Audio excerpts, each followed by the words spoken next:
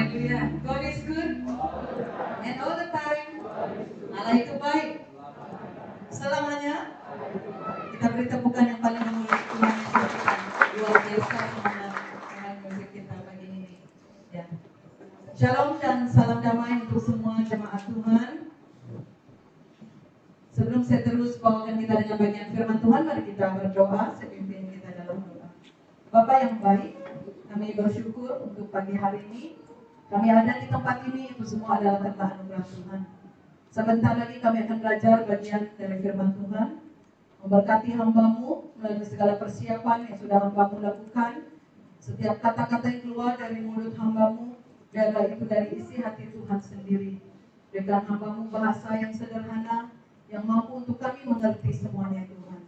Dan juga untuk jemaat Tuhan yang mendengar, apapun yang kami belajar pada pagi hari ini, kiranya yang menjadi dasar kekuatan buat setiap kami dalam kami menjalani hari-hari ke depan ini. Terima kasih Tuhan, ini doa kami. Hanya di dalam nama Tuhan Yesus kami sudah berdoa. Amin. Saudara-saudari yang Tuhan Yesus kasihi, pagi ini kita akan masih lagi berbicara tentang pemimpin, ya. Untuk sepanjang bulan September ini dan bulan depan, minggu terakhir kita berbicara tentang pemimpin. Kemudian bulan Oktober baru kita kembali kepada tema, ya. Saudara-saudara yang Tuhan Yesus kasihi, ada begitu ramai orang yang ingin mendapat kemuliaan. Ada ramai orang yang diangkat oleh Tuhan. Ingin kehidupan mereka diangkat dan dipakai oleh Tuhan. Dan saudara, dipakai oleh Tuhan dengan penuh luar biasa itu semua orang pasti mau. Tapi apakah saudara tahu bahwa ada harga yang mahal yang harus dibayar oleh setiap orang yang duduk di atas? Ya, pernah dengar kalimat hasil tidak pernah mengkhianati proses, ya kan? Orang yang berada di atas itu saudara bukan seperti kita ini sedang meniti anak tangga, ya. Tetapi untuk berada di atas itu perlu ada kerja keras, ada pengorbanan, ada air mata, ada harga yang harus dibayar, yang belum tentu semua orang mau membayar harga itu. Saudara, kepimpinan atau leadership itu merupakan suatu hal yang sangat penting dalam sebuah lembaga, dalam sebuah persekutuan. Hal ini adalah karena kepimpinan itu dianggap sebagai suatu penentu dalam kesuksesan, dalam keberhasilan sesuatu yang kita kerjakan. Berarti saudara, maju atau mundurnya sebuah organisasi itu dipengaruhi oleh sebuah kepimpinan, ya kan? Sebagaimana suatu bangsa itu saudara, demikian juga sebuah gereja yang sedang bertumbuh dalam dunia yang sedang berada di dalam goncangan seperti saat ini, yang sedang berada di dalam krisis seperti sekarang ini. Kita memerlukan sebuah kepimpinan yang teguh, yang kekuatannya tertumpu kepada dasar kepimpinan yang alkitabiah. Nah saudara, jadi pagi ini kita akan melihat sebuah tema yang berbicara tentang prinsip kepimpinan. Kalau dalam 2 sesi ibadah yang lalu kita sudah membahaskan satu tema, ini aku Tuhan, utuslah aku. Hari ini kita akan melihat bagaimana saya menerapkan prinsip kepimpinan itu di dalam kehidupan saya. Nah, Amsal 11 ayat 14 berkata, jikalau tidak ada pimpinan, jatuhlah bangsa. Tetapi jikalau penasihat banyak, keselamatan ada. Nah, saudara, hidup kita ini harus ada prinsipnya. Harus ada prinsip kita masing-masing. Harus ada satu prinsip yang kita pegang dalam hidup kita. Jangan hidup seperti lalang. Orang tiup ke kanan, kamu ke kanan. Orang tiup ke kiri, kamu ke kiri. Ya kan? Harus pegang satu prinsip dalam hidup kita. Saya pegang satu prinsip, yaitu don't force yourself to fit in where you not belong. Harus hati-hati saudara. Masing-masing kita ini punya harga. Ada nilai kita. Amin. Apakah harga kita ini murah atau mahal? Kita yang menentukan. Jangan sampai harga diri kita ini diinjak-injak oleh orang. Tidak semua tempat itu sesuai untuk kita. Tidak semua tempat itu boleh saya masuk ataupun ada di sana. Sampai bilang pun, kita ini tidak akan mampu untuk memuaskan hati semua orang. Jadi harus ingat, hidup kita harus ada prinsip, harus ada pegangan. Kalau kita perhatikan ayat bacaan kita tadi, ayat itu dituliskan untuk menegaskan bahwa ternyata ada petanda buruk mengenai sebuah kehancuran. Kehancuran sebuah kerajaan akibat tidak ada kepimpinan. Karena kalau tidak ada pemimpin, tidak ada kepimpinan, tidak akan ada nasihat, ya kan? Semua orang buat hal sendiri. Tidak akan ada rundingan. Yang ada hanya kelompok-kelompok dengan kepentingan mereka yang tersendiri. Maka dari situ jatuhlah bangsa.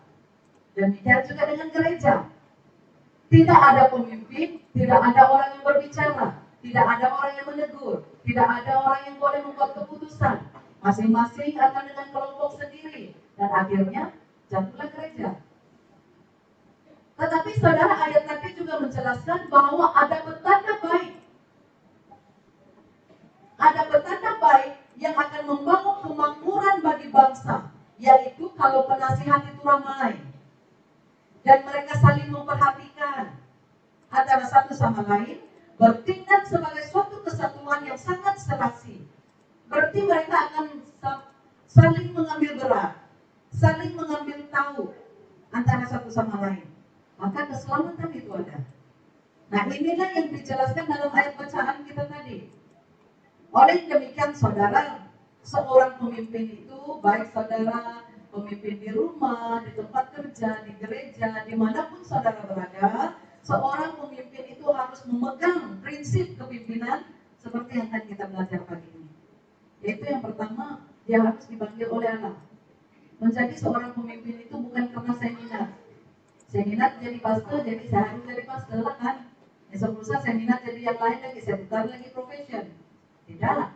Menjadi seorang pemimpin itu kita harus dipanggil oleh Allah. Saya sudah bahaskan dalam minggu yang sebelumnya kan. Seorang pemimpin itu harus dipanggil oleh Allah.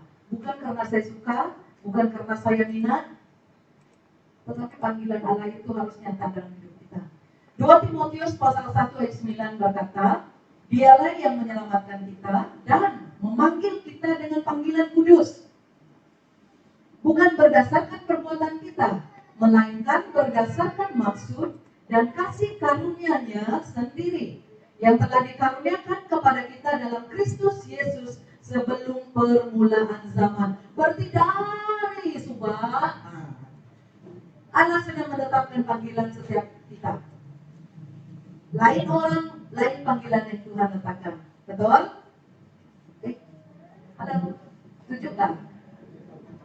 Kalau kita perhatikan saudara dalam perjanjian lama sampai kepada perjanjian baru, jangan renung saya begitu.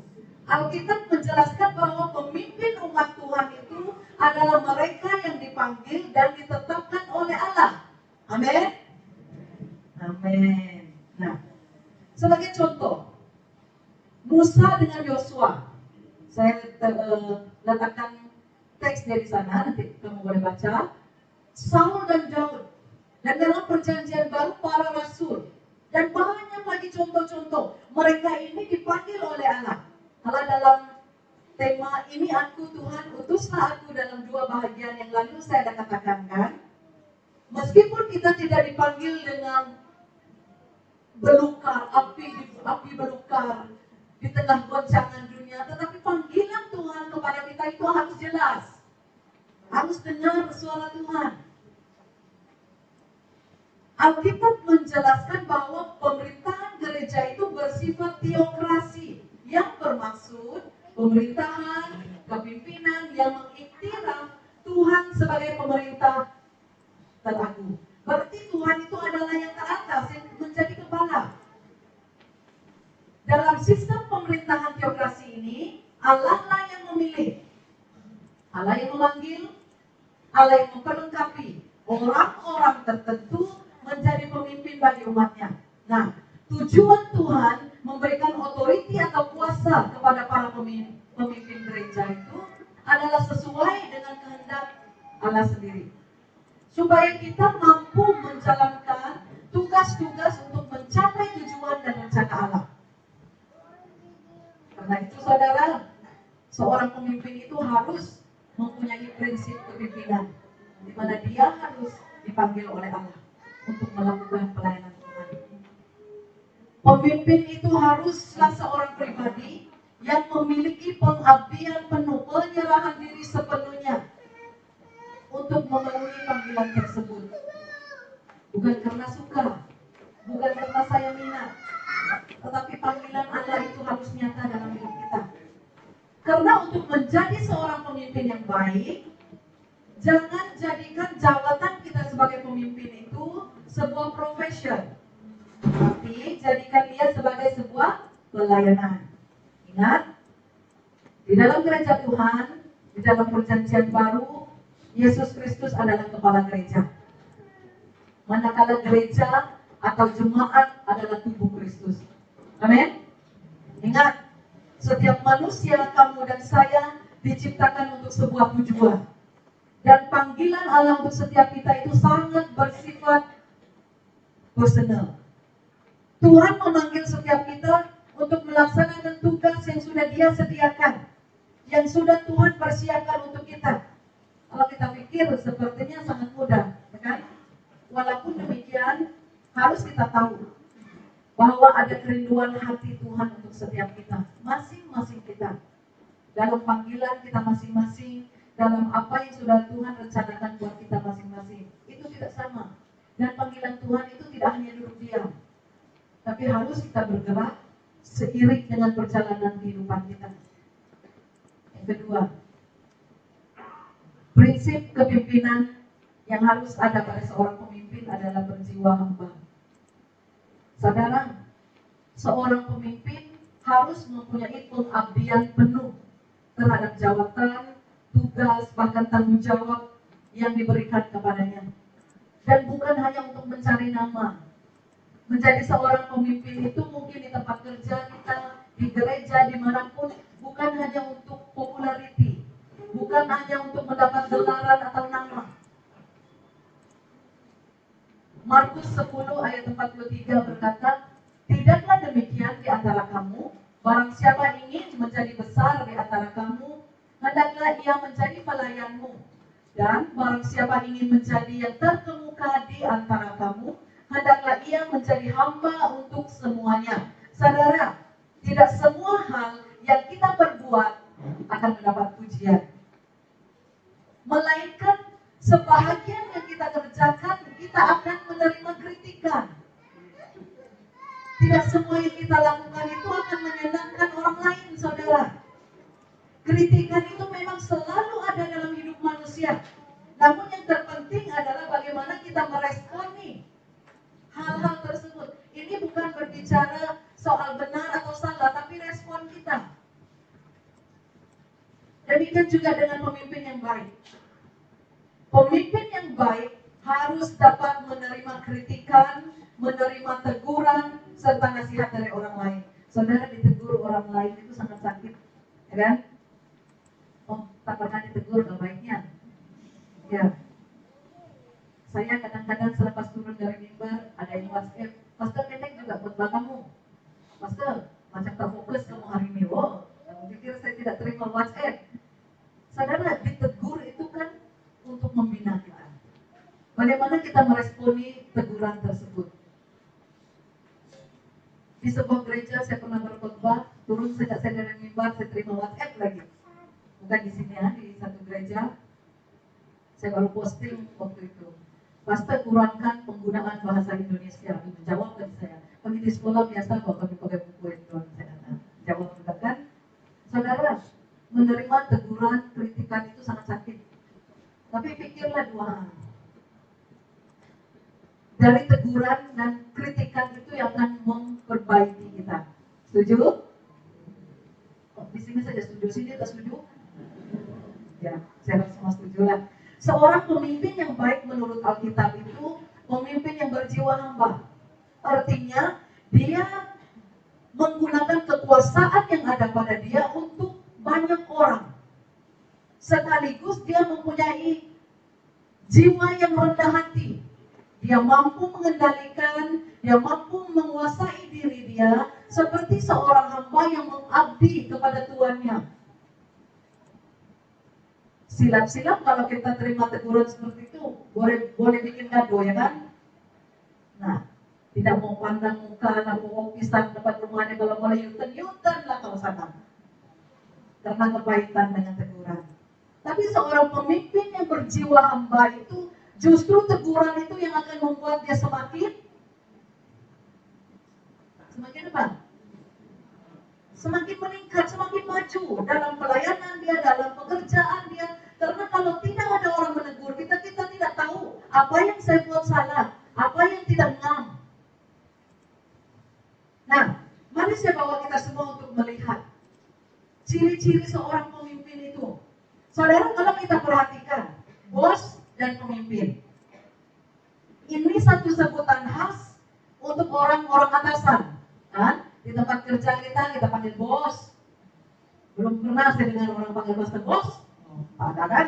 Oke. Ini merupakan satu panggilan gelaran untuk orang atasan.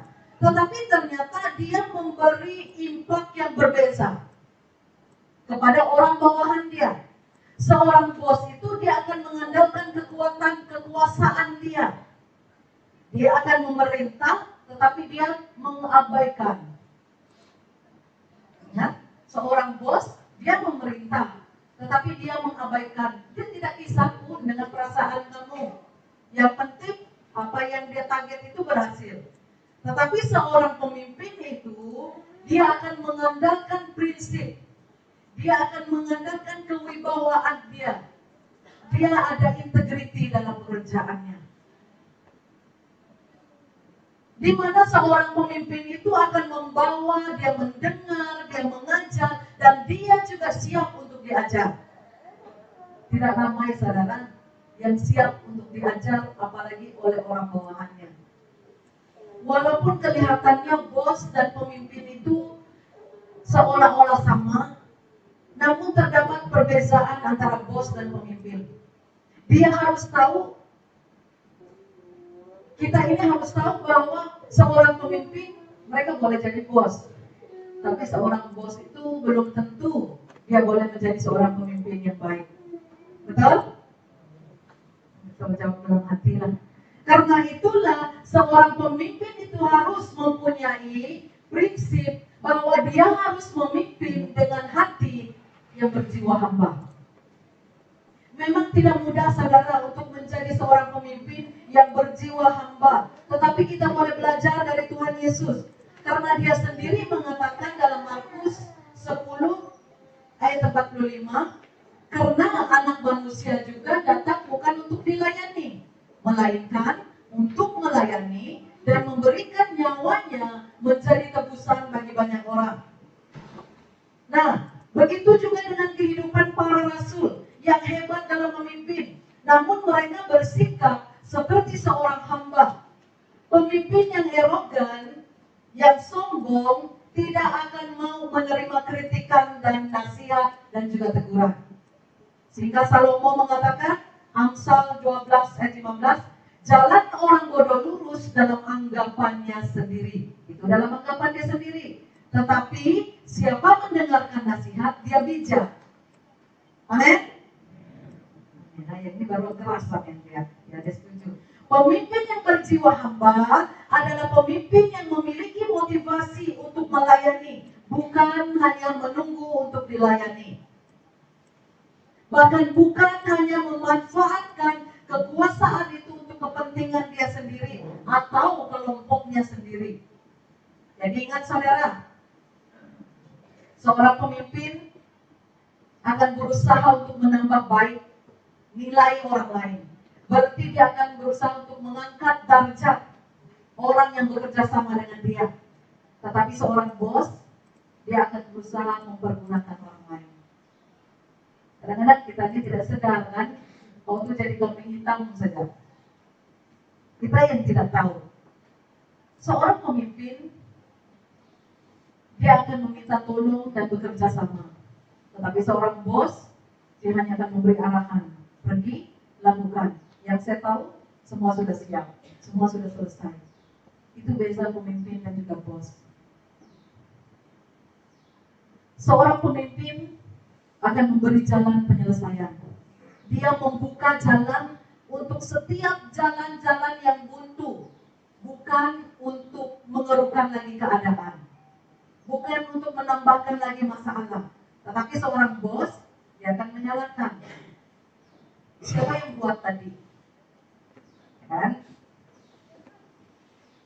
Dan yang terakhir yang kita perhatikan, seorang pemimpin, dia akan selalu menyebut kami atau kita. Maksudnya kita semua. Manakala bos biasanya akan menyebut saya. Apa yang saya buat, apa yang sudah saya lakukan, apa yang sudah saya cadangkan, dia lupa. Kau pun belum perlu dengan dia tadi. Jadi renungkan saudara. Apakah saudara seorang pemimpin yang berjiwa hamba? Atau saudara seorang bos yang hanya mau berkuasa dan menguasai? Pikir-pikir dan renungkan. Yang ketiga, prinsip kepimpinan yang ketiga adalah siap menghadapi tantangan atau konflik. Saudara, saat kita diangkat menjadi seorang pemimpin, baik di gereja kita, baik di tempat kita kerja, orang tidak akan suka. Orang tidak akan setuju dengan cara kepimpinan kita. Orang akan mulai menggali, mempamerkan segala kelemahan kita. Ya kan? Oh, tak ada kayak macam itu. Selalu saya tengok macam itu, mungkin di TV saja. Mazmur 46 ayat 1 hingga 3 berkata, Allah itu bagi kita tempat perlindungan dan kekuatan. Sebagai penolong dalam kesesakan sangat terbukti. Sebab itu kita tidak akan takut sekalipun bumi berubah, sekalipun gunung-gunung goncang di dalam laut, bangsa-bangsa ribut, kerajaan-kerajaan goncang.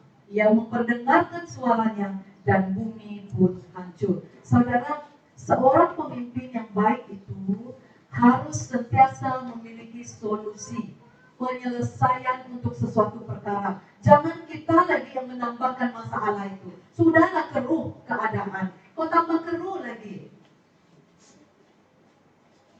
Seorang pemimpin yang baik itu harus sentiasa ada jalan penyelesaian. Apapun yang menghalang pelayanan kita ke depan, apapun yang menghalang pekerjaan kita ke depan, sebagai seorang pemimpin, kalau kita ingat, kita ini dipanggil oleh Allah, kita memiliki kepimpinan yang berjiwa hamba, memiliki penyelesaian.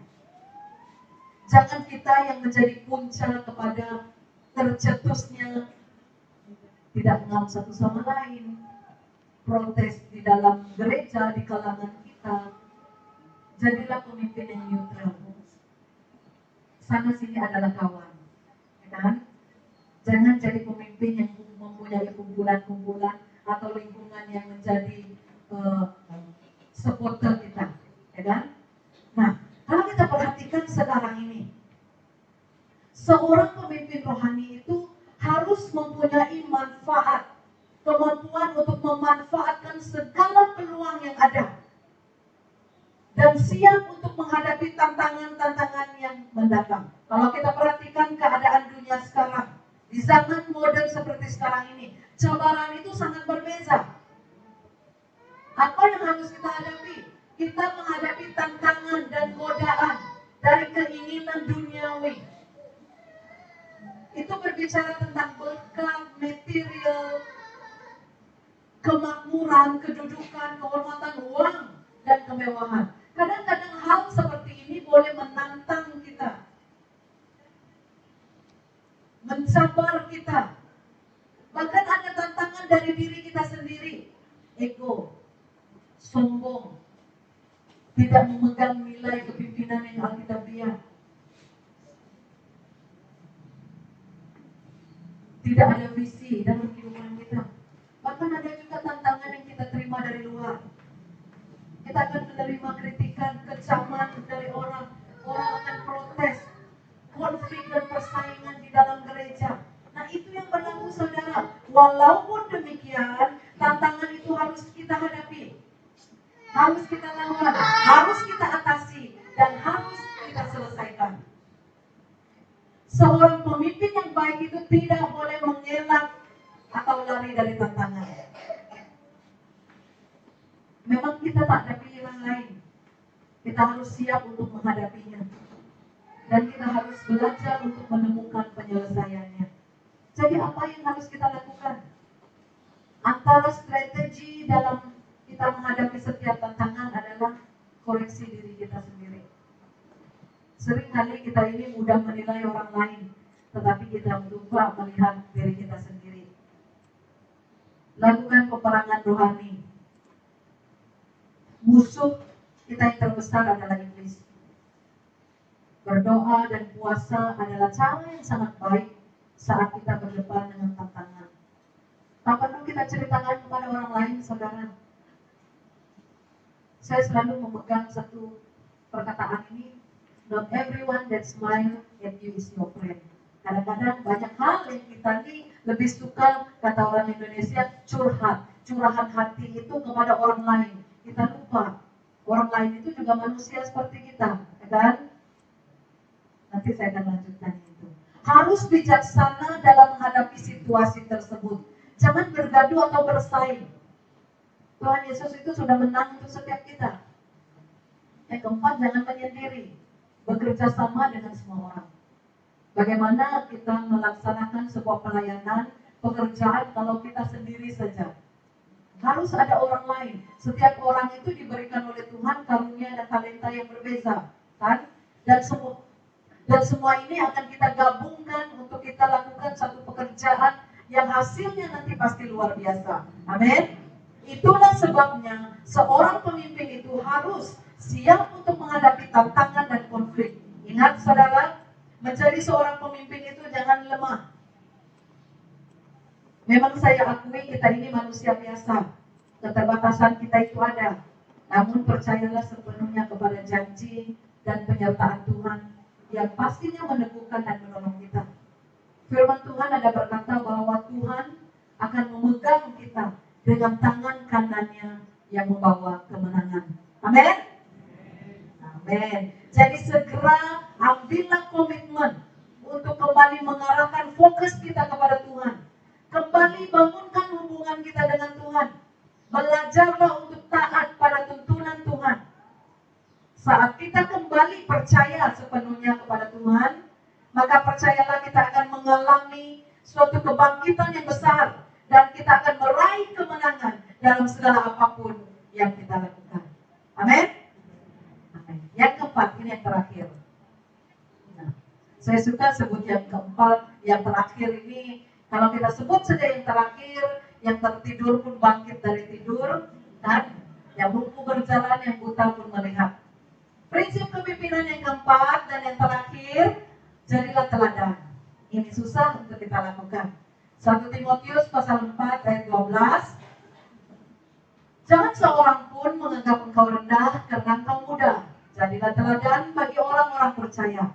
Dalam perkataanmu, dalam tingkah lakumu, dalam kasihmu, dalam kesetiaanmu, dan dalam kesucianmu. Saudara, kepimpinan ini berbicara tentang keteladanan, bukan kenyamanan. Oke? Kepimpinan berbicara tentang teladan, bukan soal nyaman atau selesanya menjadi seorang pemimpin. Ayat ini menjelaskan kepada kita tentang suatu pengalaman yang dialami oleh Timotius sebagai seorang pemimpin. Dia memimpin jemaat di Efesus dalam usia dia yang sangat muda. Kadang-kadang kami yang muda-muda, saya muda, selalu orang sebut seperti ini, Pak. Kami ini dulu makan garam, karena kok garam banyak-banyakan, garam banyak. Kami ini lebih awal makan garam dari kamu, apalagi apa saja yang kamu tahu, kan? Tapi firman Tuhan katakan apa tadi? Jangan seorang pun menganggap engkau rendah karena engkau muda. Jadilah teladan dalam perkataan kita, dalam tindakan kita, dalam segala apapun yang kita lakukan dalam kehidupan kita. Mungkin orang tidak akan mempercayai kita karena usia kita. Mereka melihat keberadaan kita. Tapi firman Tuhan ini yang menjadi kekuatan kita. Ayat ini menjelaskan tentang pengalaman Timotius sendiri. Dia seorang pemimpin yang sangat muda. Bayangkan dia memimpin jemaat Efesus. Bukan satu orang, dua orang. Memang tidak mudah. Karena Timotius, dia harus menghadapi tantangan dari para pengajar pengajar sesat. Karena itu, Rasul Paulus mendampingi Timotius dan dia memberikan nasihat kepada Timotius supaya menjadi seorang pemimpin yang baik kepada jemaat di Efesus. Seorang pemimpin yang baik itu, saudara, bukan hanya boleh memberi perintah atau arahan, tetapi dia juga harus terlebih dahulu menjadi teladan bagi orang-orang yang dia pimpin. Perkataannya harus sesuai dengan perbuatannya. Jangan jadi seorang pemimpin yang cakap tak serupa bikin. Lain yang dicakap, lain yang dibuat. Kan? Oh, tak ada sini. Ya.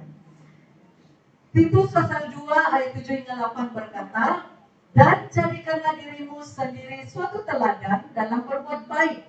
Hendaklah kau jujur dan bersungguh-sungguh dalam pengajaranmu, sehat dan tidak bercela dalam pemberitaanmu, sehingga lawan menjadi malu, karena tidak ada hal-hal buruk yang dapat mereka sebarkan tentang kita. Sama juga dengan kita saat ini. Dalam pelayanan Tuhan itu, saudara, seorang pemimpin itu harus ada di barisan depan. Betul? Oh, ya, Susanti saya.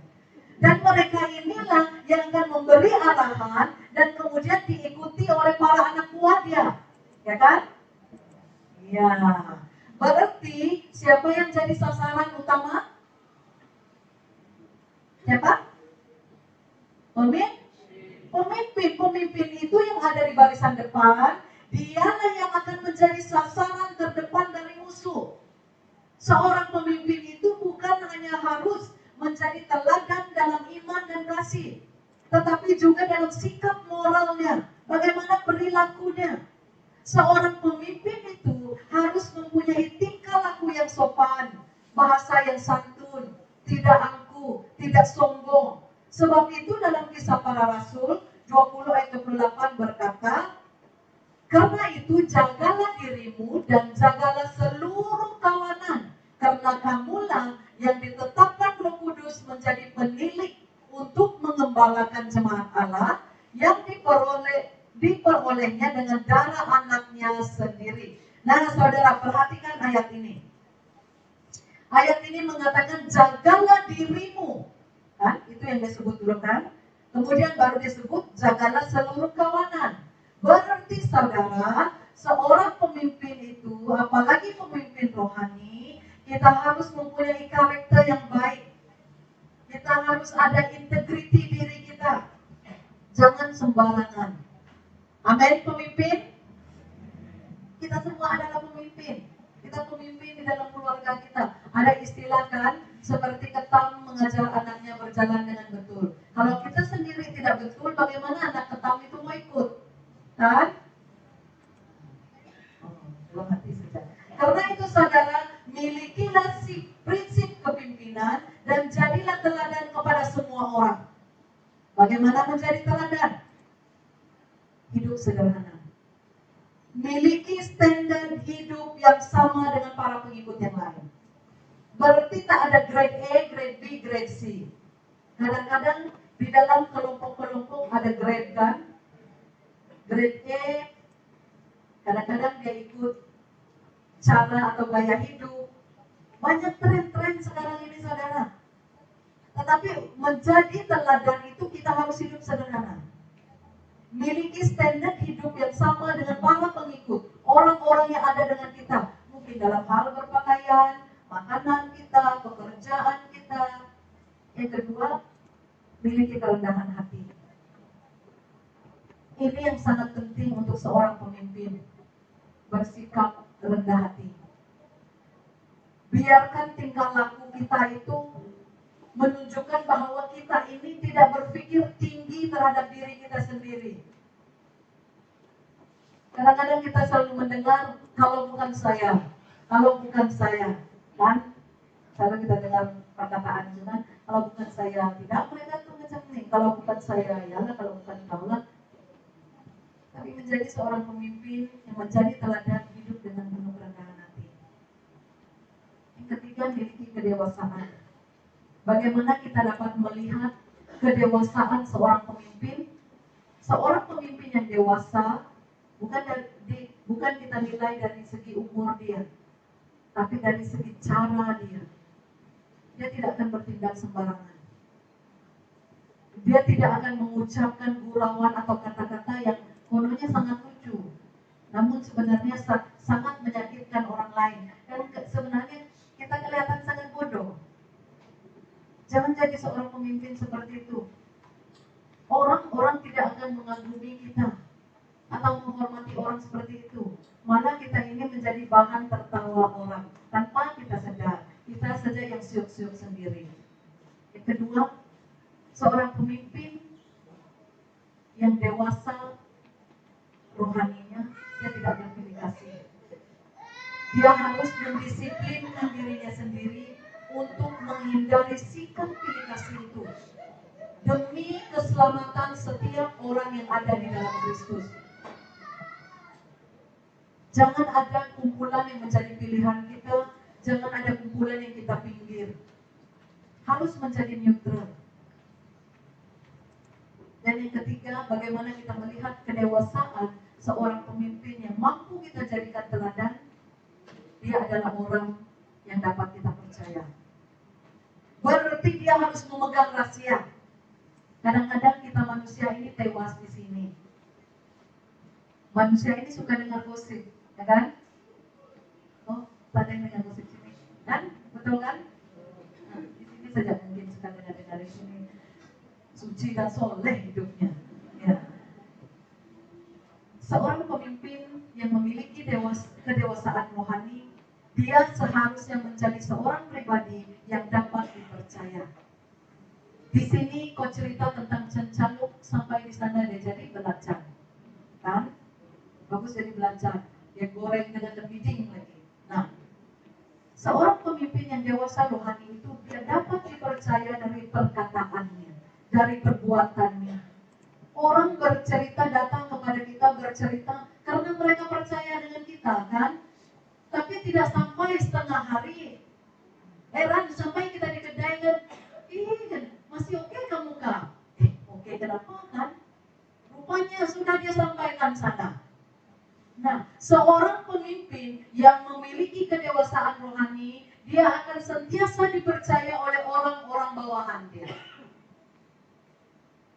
Orang yang datang kepada kita, orang gemar curhat kepada kita, karena mereka percaya, karena mereka melihat kita adalah pemimpin yang ada integriti diri. Saudara-saudari yang Tuhan Yesus kasihi, untuk menjadi seorang pemimpin seperti yang saya bahaskan dalam 2 bagian khotbah yang lalu, ini aku Tuhan, utuslah aku. Bagaimana kita siap untuk dipakai oleh Tuhan kalau prinsip-prinsip kepimpinan ini tidak mampu kita pegang dalam hidup kita? Kelihatannya begitu mudah, saudara. Mudah tetapi sukar untuk kita lakukan. Tadi saudara-saudari, untuk menjadi seorang pemimpin yang siap mengatakan, Tuhan ini saya, pakailah saya Tuhan, utuslah saya Tuhan. Pegang prinsip kepimpinan ini. Ingat, kamu dan saya dipanggil oleh Allah. Panggilan Tuhan itu tidak sembarangan. Bukan hari ini Tuhan panggil kamu, esok Tuhan mau tukar kamu kepada orang lain. Tidak. Kita seringkali berdoa, Tuhan ini saya Tuhan. Bukan sebut pakailah saya, utuslah saya. Utus dia Tuhan. Kan itu kan pertentangan. Seorang pemimpin harus memiliki hati yang berjiwa hamba. Siap untuk tunduk. Berdiam diri itu bukan berarti kita kalah, saudara. Itu karena kita berusaha untuk mengelakkan tercetusnya perselisihan. Itu tidak salah. Dan jadilah seorang pemimpin yang siap untuk menghadapi tantangan atau konflik. Tantangan atau konflik itu akan datang setiap hari dalam hidup kita. Orang akan protes, orang akan kritik kita, orang akan melihat ketidakmampuan kita. Tapi siap untuk menghadapi semuanya itu. Dan jangan lupa, jadilah teladan kepada setiap orang yang kita layani. Saudara, gereja memerlukan pemimpin-pemimpin. Dalam ayat dasar kita tadi mengatakan, jikalau tidak ada pemimpin, jatuhlah bangsa. Gereja tidak akan bertumbuh mencapai kedewasaan kalau tidak ada kepimpinan. Dan gereja yang sedang bertumbuh dalam dunia yang sangat mencabar ini sangat memerlukan seorang pemimpin yang teguh dan kuat. Jangan lembek.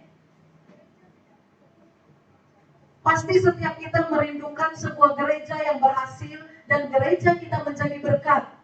Dan berarti kita juga merindukan sebuah gereja yang memiliki kepimpinan yang mempunyai visi, yang pastinya ia termotivasi dari dasar yang benar, dengan strategi yang diarahkan oleh firman Tuhan dan Roh Kudus.